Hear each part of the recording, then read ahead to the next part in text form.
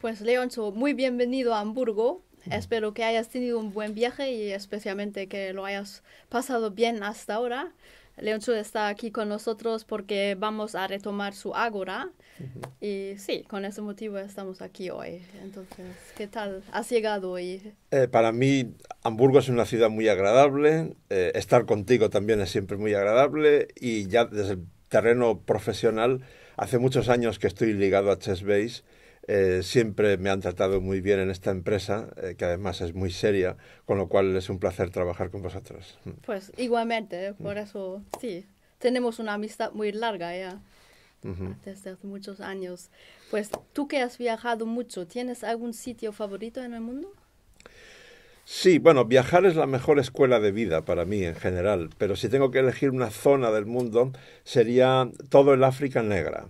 Ujú. Mari Carmen y yo, mi esposa y yo, hemos estado en casi todos los países del hemisferio sur africano.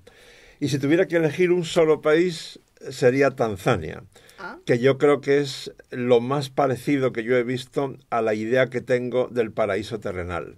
oh, Es decir, para ver grandes paisajes, muchos animales libres, etcétera, es un país magnífico. Los parques como el Serengeti, que es muy conocido, pero hay otros mucho menos conocidos como el Selous o el Tarangire, donde realmente te sientes primero muy pequeñito mm, comparado con lo que estás viendo, pero además muy a gusto, ¿no? Y ujú. luego los tanzanos, como prácticamente todos los africanos en general, son gente muy agradable, amabilísima. Yo recomiendo a todo el mundo que vaya a Tanzania, sí. Ujú.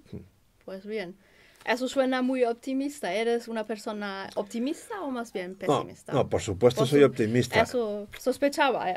Sí, pero es que además es una cuestión de lógica, no es solamente una cuestión de carácter. Sí, Si tú quieres conseguir algo, uno de los factores esenciales para conseguirlo es que seas optimista en cuanto a que lo mm, vas a conseguir. Si no, claro, no merece la pena ni que lo intentes. sí. Entonces, ir de pesimista por la vida no tiene ningún sentido lógico. No, claro, claro. ¿Es una de las virtudes o consejos que te hayan dado tus padres, que ser optimista, o hay más consejos que te hayan dado que te hayan servido de mucho? Sí, yo de mis padres valoraría varias cosas. Eh, el, la tenacidad, es Mm, decir, ellos sufrieron la Guerra Civil Española, sí, eso les obligó después a crear su vida desde cero, pasando muchas penurias, entonces ser tenaz, constante en ujú, lo que quieres hacer es importante, el amor por el trabajo bien hecho, ujú, es decir, todo lo que lleve mi firma mm, tiene que estar bien hecho o ujú, tengo que intentar yo que esté lo mejor posible, ¿no? sí, Y luego el valor de la amistad. ujú, La amistad verdadera, íntima, profunda, no me refiero a la amistad de Facebook, no, a la no, amistad de verdad, como la nuestra. exactamente, eso es una de las cosas más hermosas que te pueden pasar en la vida. Sí, sí. O sea, una persona en la que tú confíes ciegamente, eso es muy importante en la vida. ¿Recuerdas alguna cita en particular o de tu madre o de tu padre, alguna cosa que hayan exclamado a menudo y que es muy típico en vuestra familia para recordar? Mi madre murió este año, murió en abril.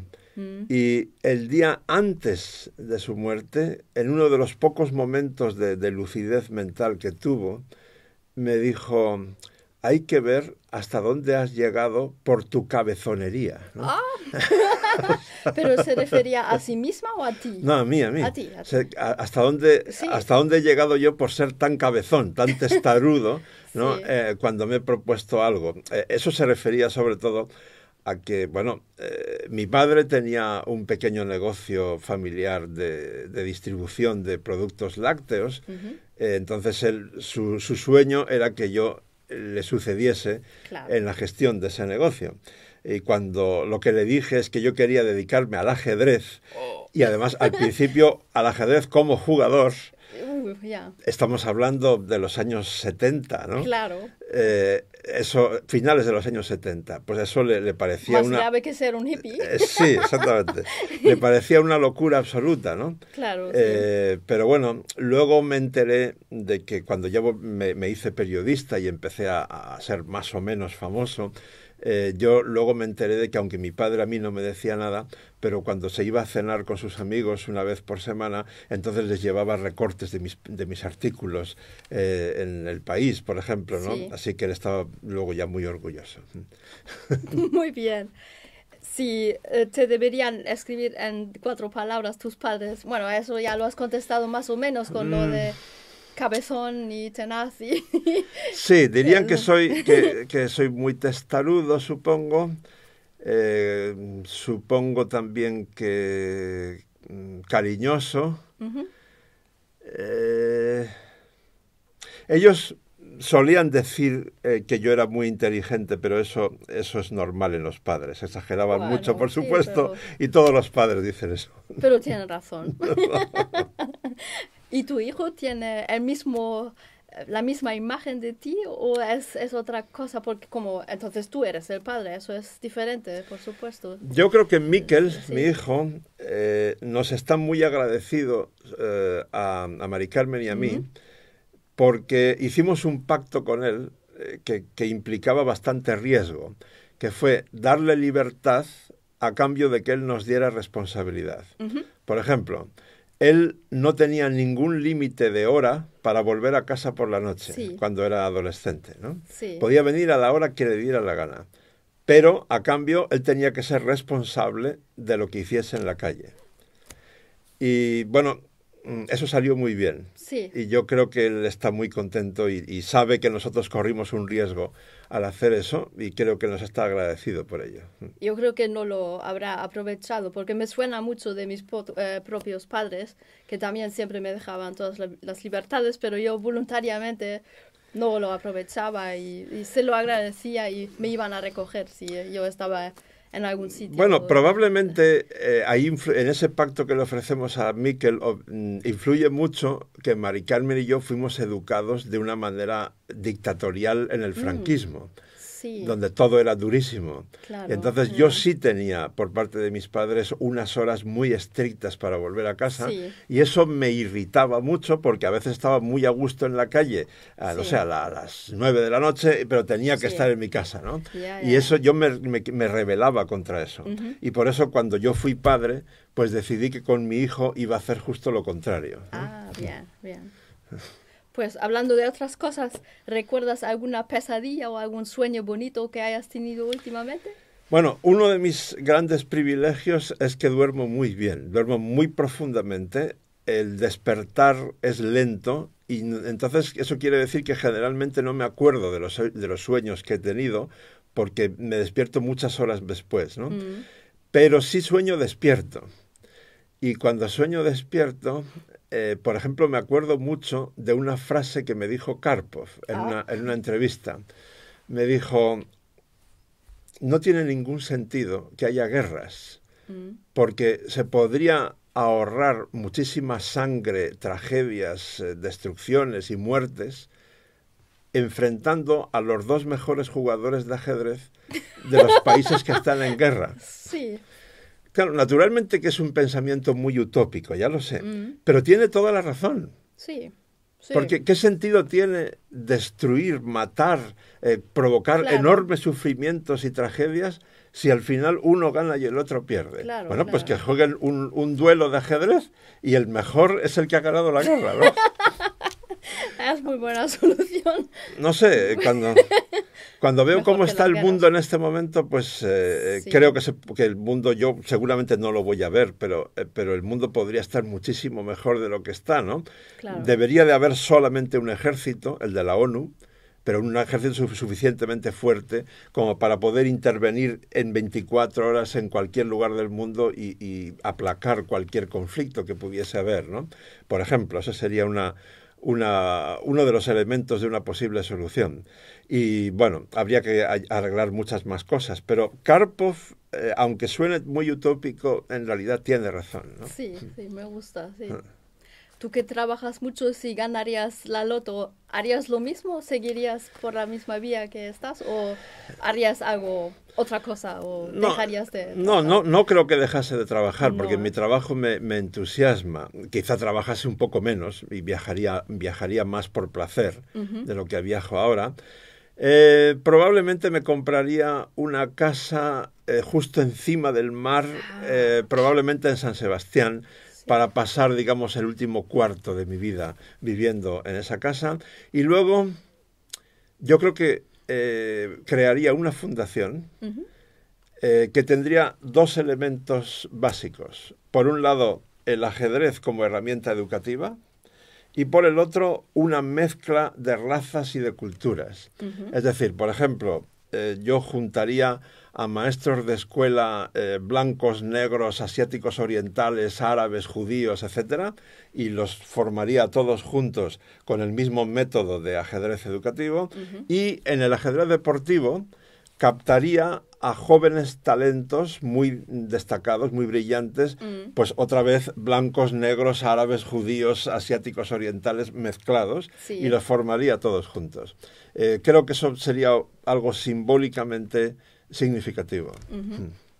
Siguiendo hablando del trabajo, ¿qué te puede hacer feliz trabajando un viernes por la noche? ¿O no te importan los días de la semana igual? Que todos los días son para ti días de trabajo que no. Como yo disfruto tanto con mi trabajo, ese es un gran privilegio que tengo, no me importa que casi todos los días del año yo trabaje más de 12 horas cada día, ¿no? No. Y muchos viernes por la noche estoy trabajando. Sí. Pero en fin, para ser más concreto, aunque todas las facetas de mi trabajo me gustan, pero quizá preparar una conferencia o un taller para maestros de escuela, eso es quizá lo que más me gusta, Sí. porque bueno, a través de eso estoy contribuyendo a la buena educación de muchos niños, ¿no? Y eso me gusta mucho.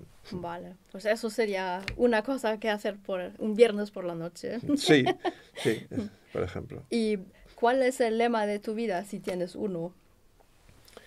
Sí, tengo uno, algo parecido a un lema, algo así como puedes hacer lo que quieras mientras no seas injusto con nadie. Ujú. Algo así. Sí, eso me gusta. Si hicieran una película sobre tu vida, ¿qué tipo de película tendría que ser? ¿Una comedia, una tragedia, una película de acción o un documental, algo así? Bueno, tragedia no, No. comedia... Bueno, hay partes de mi vida que desde luego son para reírse bastante, pero yo creo que hay material suficiente para hacer un buen documental, pero como mi vida es... Yo viajo la mitad del año aproximadamente y además vivo a un ritmo trepidante, seguramente hay material bueno para hacer una película de acción. Sí, bueno. ¿Y el título? ¿Qué tendría que ser? Eso es realmente difícil. Algo así, el título sería Pasión Racional.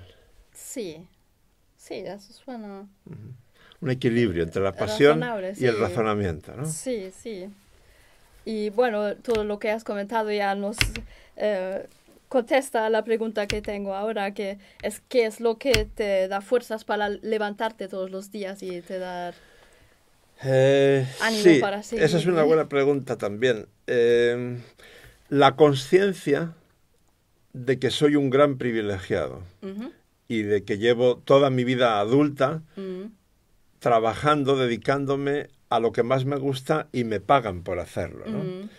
Hay muchas mañanas que yo estoy en la cama, abro los ojos y para empezar puedo tardar un rato en acordarme de dónde estoy, Ah, ¿no? sí, Porque viajo mucho. claro. Luego empiezo a pensar en todo lo que tengo que hacer hoy. Generalmente son cosas difíciles de responsabilidad Sí. en poco tiempo. Y entonces empiezo a sentirme estresado. Pero en ese momento hay una voz en mi interior, ¿no? que me dice, Leoncho, tú no tienes derecho a quejarte de nada. Sí. Tú eres un privilegiado que hace lo que le gusta. Sí. O sea, que levántate y ponte a trabajar, ¿no? Y ya está. Entonces ya me levanto con ganas. Eso también me suena a mi propia vida, sí. Aunque seas tan positivo y alegre y todo, ¿hay cosas que te pueden enfurecer y dar rabia? Yo creo que sí. Sí, bastantes. Hombre, vamos a ver, hay un matiz importante. En los últimos años, gracias sobre todo a mi trabajo, a mis compañeros de la Fundación Kasparov que trabajan conmigo, he aprendido mucho sobre inteligencia emocional. Y entonces he aprendido a irritarme menos y a autocontrol, ¿no? A controlarme mis irritaciones, sobre todo. Pero hay cosas que no puedo evitar, que al menos por dentro me irriten. Luego procuro suavizarlo hacia afuera, pero no sé, la burocracia absurda, eso me pone de muy mal humor. Cuando las leyes chocan con el sentido común, me rebelo contra eso.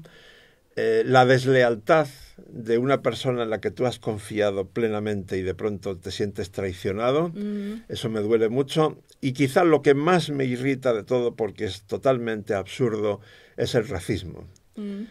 Es que no entiendo cómo el ser humano ha podido llegar a una situación tan absurda con este asunto. Porque si en esta habitación, por ejemplo, pusiéramos a 4 o 5 bebés de diferentes razas, pues como decíamos antes, uno blanco, uno negro, un árabe, un judío, un asiático oriental, etcétera, esos bebés jugarían entre ellos como si fueran todos negros o blancos o chinos, ¿no?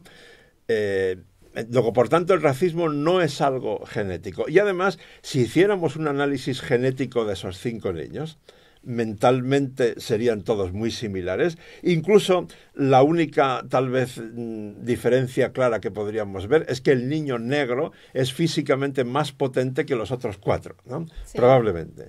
Entonces, ¿qué sentido tiene que luego cuando esos niños crecen haya el riesgo de que sean racistas? El racismo es algo que nosotros mismos estamos produciendo sin ningún motivo lógico en absoluto, ¿no?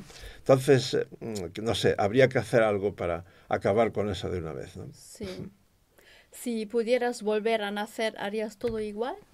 No, porque los conocimientos y la experiencia hacen que sepas dónde te has equivocado, ¿no? Entonces, si llegase a la misma situación con lo que sé ahora, pues lógicamente habría cosas que cambiaría, errores que he cometido, que corregiría. De los errores que puedo contar en una entrevista, por ejemplo, aprendería más idiomas. O sea, en vez de ser capaz de hablar en español, francés e inglés, pues intentaría aprender chino, ruso, árabe, alemán y alguno más, ¿eh? Sí, vale. Pero no hay cosas grandes que dices, eso ha sido un error.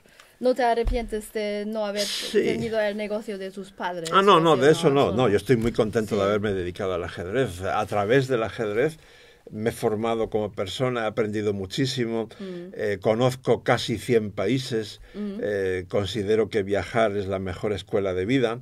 Bueno, en realidad yo vivo en una permanente contradicción. Cuando viajo me doy cuenta de que tengo el privilegio de viajar y de que es una gran escuela de vida, incluso cuando en un viaje solamente conozco el aeropuerto, el taxi, la sala de prensa y ya está.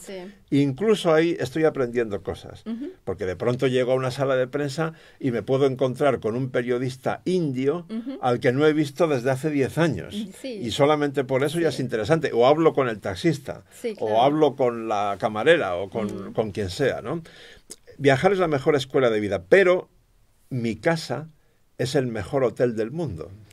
Entonces, cuando estoy Así tiene que ser. Claro, cuando estoy en mi casa estoy en la gloria, pero cuando estoy viajando también sé que es muy importante. Además, una cosa que se me ha olvidado decir antes es, de los errores tú puedes aprender mucho.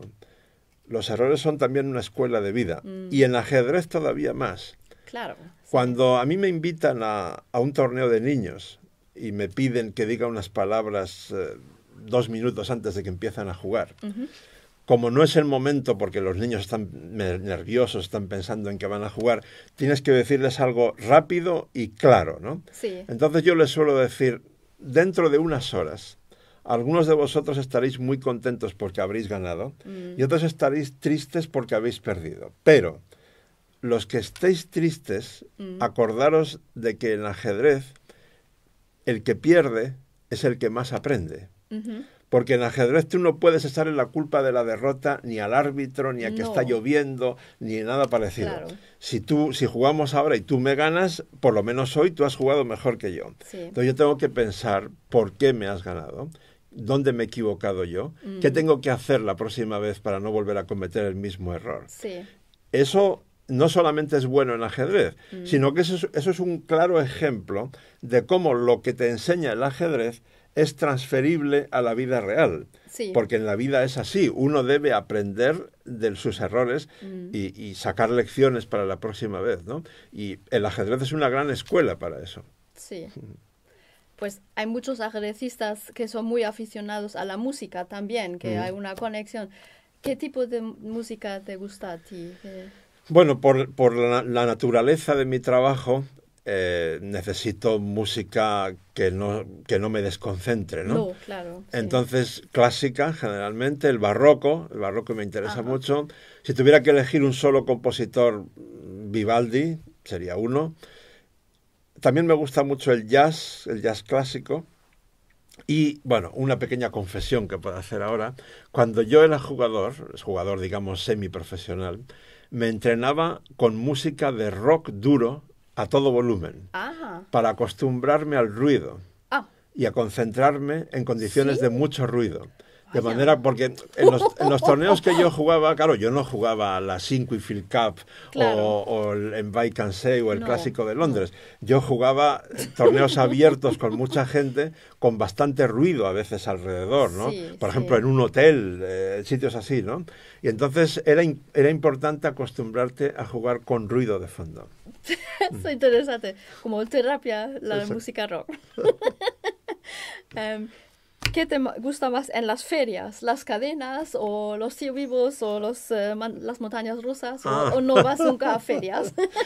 Bueno, hace muchos años que no he ido. Creo que desde que fui a Disneyland en Estados Unidos, creo que no he ido a ninguna. Pero no, yo creo que me gustaba mucho más las montañas rusas y digamos, la acción. Sí.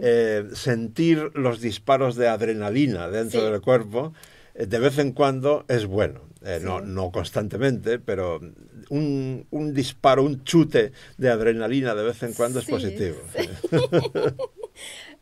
¿Tienes algún tipo de vicio que nos puedas contar? ¿Alguna cosa así que a otras personas les daría vergüenza? Bueno, sí puedo hacer otra confesión.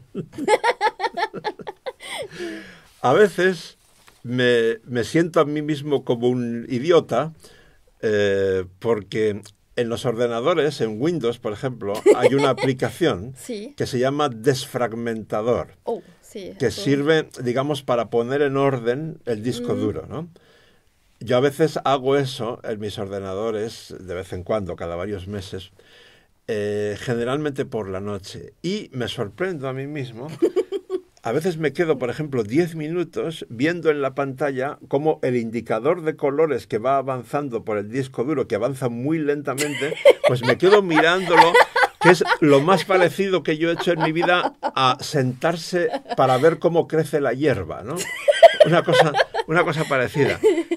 Supongo, la explicación racional de esto sería que, como generalmente solo hago por la noche, he tenido un día, digamos, muy intenso, estresado, y entonces eso me relaja un poco, ¿no? Sí. Estar 10 minutos viendo cómo avanza. Tic, tic, tic, tic, la tic. meditación de la desfragmentación. Muy bien.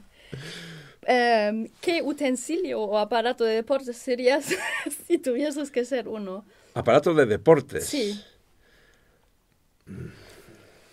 ¿Qué preguntas más buenas haces? Te has trabajado mucho esta entrevista, ¿eh? Sí, ya sé.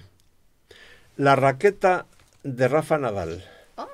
Porque admiro a Rafa Nadal, me parece una persona, o sea, un deportista ejemplar dentro y fuera de la pista. Creo que es un modelo de comportamiento. Creo que para los niños, mucho mejor que los futbolistas, sería promover a gente como Rafa Nadal, ¿no? Que saben ganar, saben perder, nunca, digamos, hacen declaraciones ofensivas contra nadie.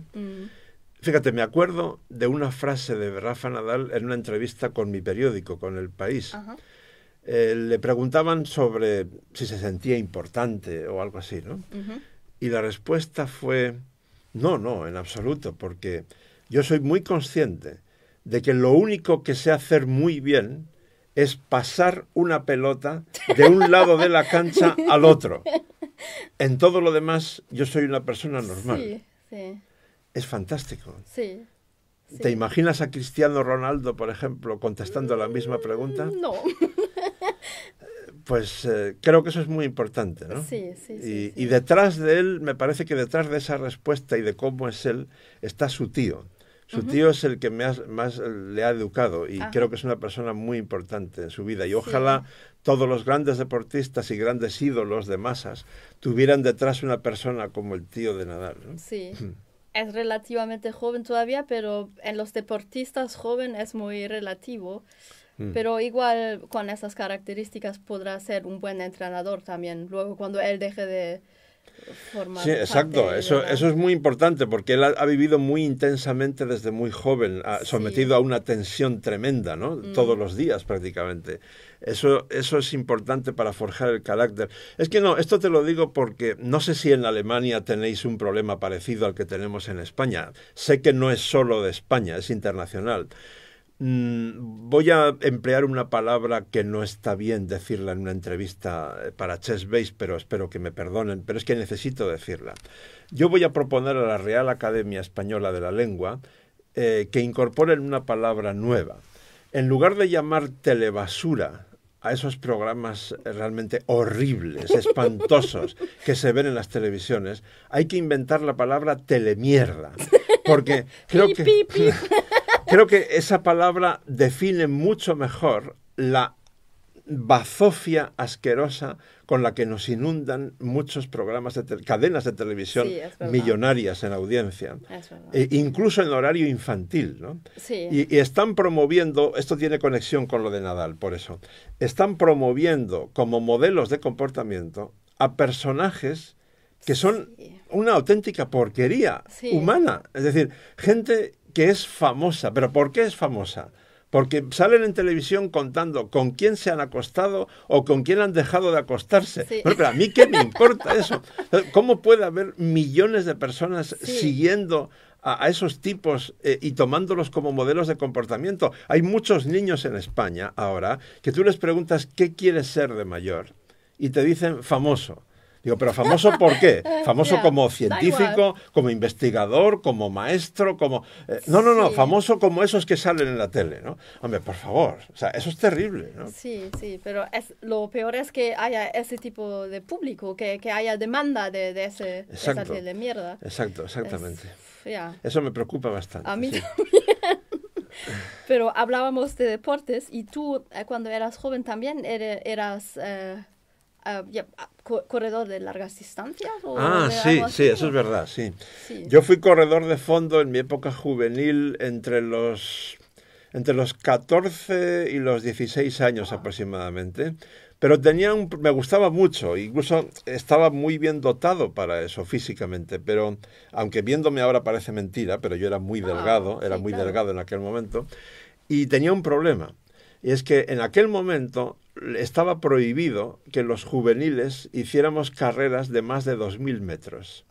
Entonces, a mí me hicieron varios exámenes médicos y mis entrenadores llegaron a la conclusión de que yo estaba súper dotado para las grandes distancias, o sea, 10.000 metros o maratón, ¿no? Entonces, ¿qué ocurría? Que tenía que esperar a cumplir 18 años para poder correr esas distancias. Porque lo que pasaba es que en una carrera de 2.000 metros, nada más llegar a la meta, mi corazón tenía las pulsaciones mucho más altas que mis compañeros, pero al cabo de solo 2 minutos, mi corazón estaba mucho más bajo que mis compañeros. O sea, mi capacidad de recuperación era muy grande. Entonces ya me cansé de eso y me pasé al balonmano.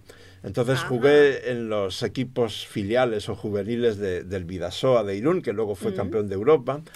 Me gustaba también mucho el balonmano, pero al mismo tiempo ya conocí el ajedrez. Pero bueno, de la época del atletismo, lo que más me ha quedado es la resistencia al sufrimiento. O sea, cuando estás corriendo, la primera vez que el cuerpo te dice para, no tienes que hacerle caso. porque el cuerpo puede bastante más. Interesante, sí. La segunda vez ya es más seria y la tercera tienes que parar. Sí. Pero la primera vez no hay que hacer caso, aunque estés sufriendo, aunque te duela el cuerpo o determinadas partes del cuerpo, tienes que seguir corriendo, porque normalmente eso va a ser transitorio y vas a recuperarte, ¿no? Y eso se puede aplicar en la vida. Sí. Yo creo que una de las razones por las que yo puedo trabajar 12 o 14 o 15 horas casi seguidas viene de aquella época del atletismo. Digamos, tengo un fondo no solo físico, sino mental, de resistencia al esfuerzo, ¿no? Después de desfragmentar, tú te pones otra vez. Pues más mitos sobre Leoncio. Dicen que cuando eras joven tenías una melena de pelo. ¿De qué color era? Porque ahora no se puede decir. Podrías, bueno, rubio quizás porque tienes los ojos claros. Qué bien te has preparado esta entrevista. Joder, qué información más buena tienes. Bueno, sí, es verdad, es totalmente cierto, aunque también parezca mentira mirándome ahora, ¿no? Tenía una melena y barba incluso, ¿Sí? bastante poblada, tipo Che Guevara, más o menos. El color era castaño, más o menos como el tuyo, aproximadamente. Y bueno, no sé qué pasó, durante la adolescencia se empezó a caer el pelo y luego terminó de caerse por completo durante el servicio militar, probablemente por algún trauma psicológico que sufrí en esa época. Pero al principio me preocupaba bastante, sobre todo porque yo me preguntaba, bueno, ¿esto es un síntoma de un problema de salud de fondo que tengo grave? Claro. Pero me hicieron toda clase de análisis, no encontraron ningún problema, mi salud era buenísima y bueno, ya me acostumbré a ello y ahora tendría un problema si de pronto me empieza a salir el pelo, ya no sabría qué hacer con él, porque esta imagen es la mía, ¿no?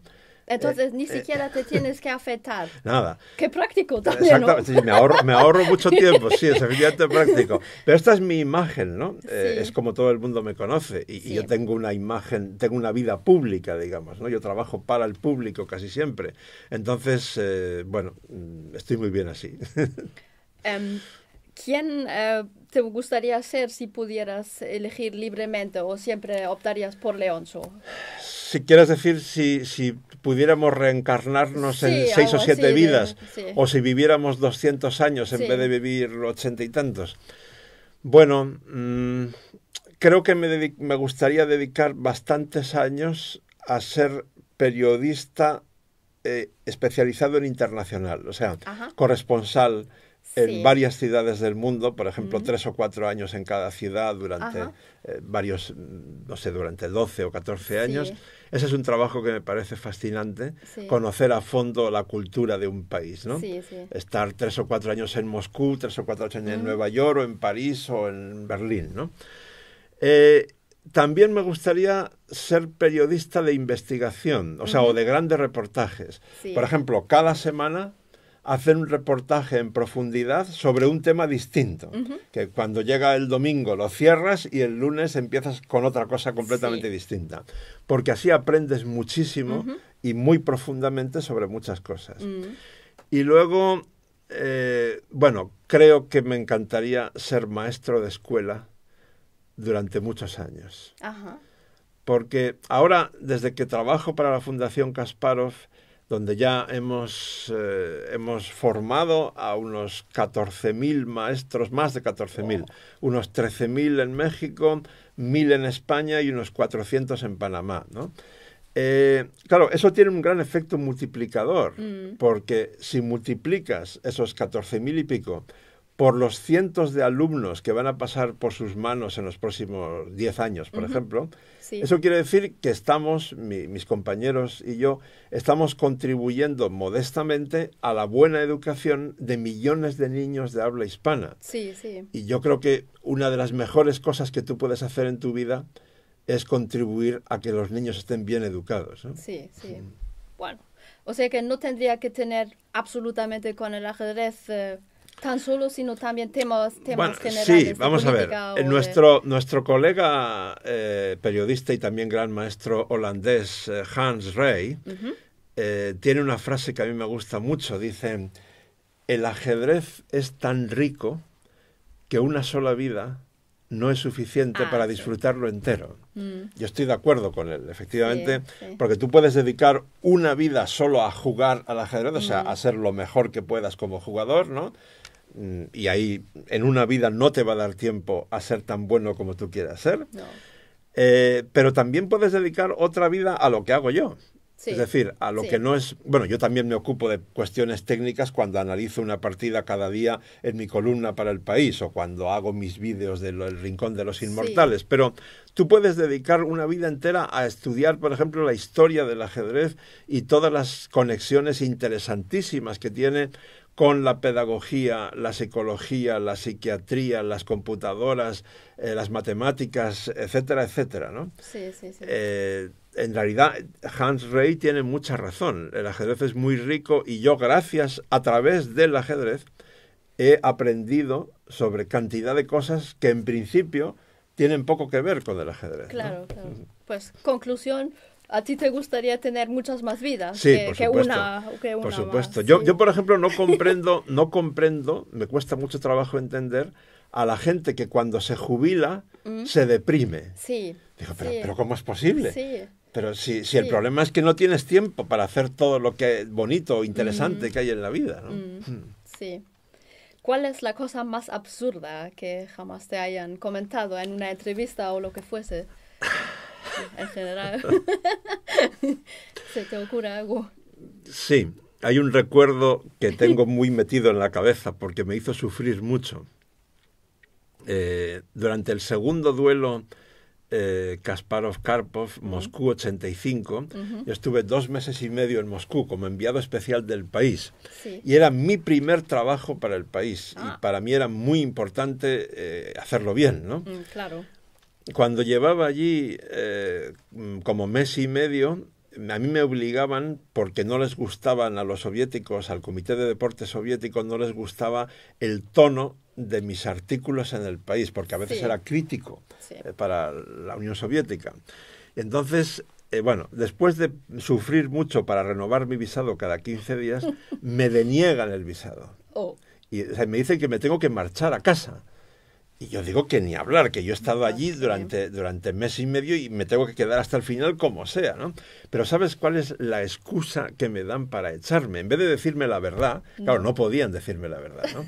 Entonces me dicen, es que necesitamos su habitación, la habitación del hotel, porque como esa habitación está muy cerca de la Plaza Roja, por donde pasa el desfile del día de la Revolución Soviética, y tenemos muchos invitados extranjeros, entonces necesitamos su habitación para un invitado extranjero.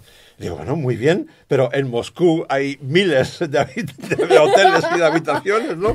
Pues pueden llevar a donde ustedes quieran, pero yo no me voy de aquí. Y ellos decían que no, y me daban toda clase de excusas absurdas, ¿no? Y bueno, fue un momento muy duro para mí. Llegué a estar 2 semanas ilegal en la Unión Soviética. Llegó a haber una orden para capturarme y ponerme en el aeropuerto y meterme en el primer avión. Y bueno, al final con muchas argucias conseguí resolverlo y ya me pude quedar hasta el final. ¿Sí? Vaya. Pero ¿cómo te liberaste y cómo fue que no te detuvieron? Bueno, eso es una historia muy larga. Tuve que hacer mucho teatro, aplicar la psicología que yo había aprendido de la mentalidad soviética. Normalmente los soviéticos tenían mucho miedo a las personas con mucho poder. Claro. Y entonces yo a los señores de la administración del hotel que me querían echar, yo les decía, pero era mentira, que yo tenía muy buena relación con el con el viceministro de Deportes, señor Gabrilin, pero yo me lo estaba inventando. Y yo les decía si no habían recibido una carta del señor Gabrilin diciéndoles que conmigo estaba todo bien, ¿no? Y ellos se miraban unos a otros y decían, no, yo no tengo esa carta. Pues búsquenla rápido, ¿no? Y así iba ganando tiempo. Y al final conseguí que el ínclito Florencio Campomanes, que fue presidente de la FIDE, y el español Román Torán, que era su vicepresidente, les pedí ayuda porque ya estaba desesperado, ya me estaban echando del país. Entonces me dijeron, no te preocupes, te vamos a ayudar, y llamaron por teléfono a alguien. Yo estaba en su hotel, en el Hotel Nacional, y ¿quién era ese alguien a quien llamaron? era el señor Gabrili. Le dice, mira, deportes por casualidad, porque resulta que Gabrili veraneaba en Canarias y hablaba español. ¡Oh, qué práctico! Y entonces, bueno, me pasaron con él el teléfono y ya el asunto más o menos se resolvió, aunque el tema tiene un epílogo interesante, porque el día ese del desfile, el día de la Revolución, Sí. yo estaba durmiendo y entonces a las 8 de la mañana llaman a la puerta de mi habitación. Y cuando abro, un tipo me enseña una placa, un tipo del KGB. ¡Oh, qué miedo! Y entonces, claro, sin mucho miedo, le digo, ¿pero qué pasa? Me dice, no se preocupe, no hay ningún problema con usted, no se preocupe. Es que yo tengo la orden de que como el desfile va a pasar por su ventana, entonces yo tengo que ponerme ahí en la ventana simplemente a vigilar, que esté todo bien. Sí. Pero contra usted no tenemos nada. Digo, muy bien. Entonces yo le dije, mire, yo le voy a pedir un favor. Me dice, dígame. Es que como yo me he acostado muy tarde esta noche, si no le importa, mientras usted se sienta en la ventana, yo sigo durmiendo. Y me dice, usted puede hacer lo que quiera, con tal de que me deje sentarme en sueño. Digo, pues muy bien, pues ya está. Pues yo no podría con un tío así. Llevaba 2 meses y medio estando todos los días con agentes de la KGB, con lo cual ya eran de la familia. Bueno, entonces es otra cosa. Más seguro, no puedes dormir entonces. ¿Piensas que el sitio donde nacemos influye mucho en cómo somos como personas? En mi caso, muchísimo, muchísimo. Yo nací y vivo justo en la frontera entre España y Francia. De mi casa, en el País Vasco, en Irún, de mi casa a la frontera hay solo 400 metros. Nacer en una frontera influye mucho en tu carácter. Sí. Porque uno de los recuerdos más antiguos que yo tengo, de cuando tenía 4 o 5 años, era mi familia, o sea, mis padres, mis tíos y mis abuelos tenían una tienda de comestibles justo debajo de mi casa. Entonces a mí me gustaba mucho bajar a la tienda simplemente para observar, ¿no? Sí. A las personas que entraban a comprar y a mi familia trabajando y tal. Y desde las 8:15 de la mañana aproximadamente, todos los días, la tienda estaba llena de franceses que venían a comprar porque España era mucho más barato que Francia. Sí, ¿no? sí. Entonces yo me acostumbré, desde muy niño, a un idioma distinto a los dos que a mí me habían enseñado, euskera y castellano. Sí. Y sobre todo a una mentalidad distinta, porque Francia en ese momento era una democracia y España era una dictadura con Franco. Sí. Entonces, hablando con los franceses o viendo cómo hablaban ellos, tú te dabas cuenta de que pertenecían a una cultura muy distinta, aunque éramos frontera, ¿no? Sí, sí, sí. Entonces, eso me marcó. Sí. Me marcó en mi deseo de querer aprender otras culturas, otros idiomas, de viajar, etcétera. Y yo creo que es muy significativo el hecho de que Herri Batasuna, el partido que antes en algún momento llegó a apoyar a los terroristas de ETA, Herri Batasuna no ha ganado nunca unas elecciones en Irún. Ha ganado en otros muchos pueblos y ciudades del País Vasco, pero nunca en Irún, ¿no? Sí, sí. En Irún el nacionalismo moderado, el del PNV, digamos, es muy respetado y apreciado, pero los radicales siempre han sido una minoría muy pequeña. Sí, en cambio, si fuéramos justo 10 kilómetros hacia el interior, a Oyarzun, por ejemplo, que es un pueblo pues eso, que está a 10 kilómetros, allí Herri Batasuna es mucho más fuerte y de hecho ha llegado a ser incluso el partido mayoritario, ¿no? Sí. O sea, que yo creo que la frontera te marca muy positivamente. Sí, sí, me imagino. ¿Vosotros podíais cruzar la frontera o solamente los franceses podían entrar? No, sí. El cruce era bastante libre. Sí. Enseñabas el pasaporte y normalmente ya está. Hombre, lo que pasa es que en toda frontera de ese tipo, sobre todo cuando hay una dictadura y una democracia pegadas, hay mucho contrabando. Me imagino, en las dos direcciones. En Irún, cuando yo era niño, ser contrabandista era una profesión tan respetada como ser médico, abogado o ingeniero.